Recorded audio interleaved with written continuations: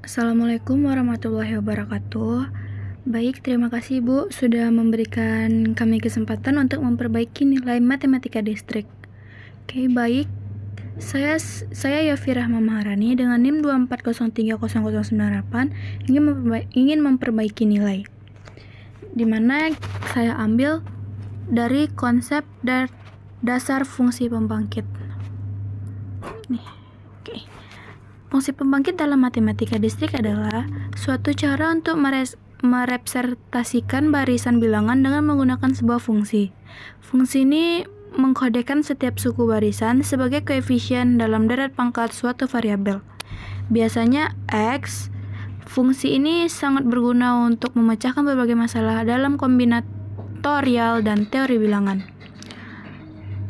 Konsep dasarnya yaitu barisannya sebuah fungsi yang memetakan bilangan bulat non negatif ke bilangan real atau kompleks.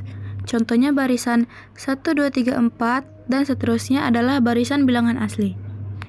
Selanjutnya deret pangkat. Deret tak hingga yang berbentuk A0 tambah A1X tambah A2X kuadrat tambah A3X pangkat 3 dan seterusnya, di mana A1 adalah koefisien dan X adalah variabel. Selanjutnya fungsi pembangkit biasa. Fungsi pembangkit yang paling umum di mana fungsi pembangkit tapi menggunakan faktorial dalam koefisien Gx sama dengan A0 ditambah A1 dikali per 1 ditambah A2X2 per 2 ditambah A3X pangkat 3 per 3 dan seterusnya. Selanjutnya, contoh soal dari konsep dasar fungsi pembangkit. Di mana tunjukkan bahwa E pangkat X sama dengan 1 ditambah X ditambah X2 per 2 ditambah X3 per 3 ditambah X4 per 4 seterusnya sama dengan Xn per N. Penyelesaiannya yaitu deret Taylor dari fungsi f(x) sama dengan E pangkat X di sekitar X sama dengan 0 adalah fx sama dengan elemen tak hingga dari N menuju 0. F pangkat N dikali 0 per N, Xn. Untuk fungsi fx sama dengan E pangkat X, kita tahu bahwa F pangkat N kali N kali X sama dengan EZ, di mana F pangkat N-nya dikali 0 sama dengan 1 untuk semua N. Sehingga EX-nya kita dapat yaitu